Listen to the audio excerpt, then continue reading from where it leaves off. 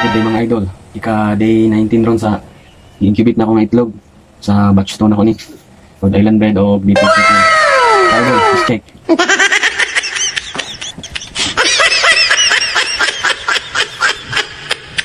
As you can see idol, so kung nagbangag na sila sa ilang shell, sigurado kung maanggawas na sila tanan.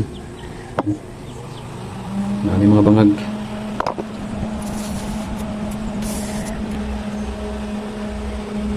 Ano bangag?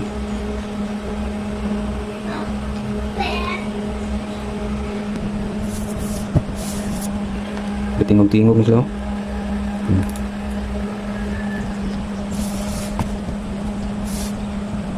Pero tingog ay doon.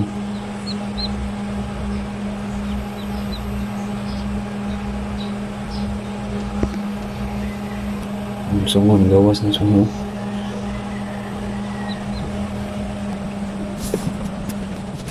So, mara ito mga idol, no? Oras pa itong update for today's video. Thank you for watching.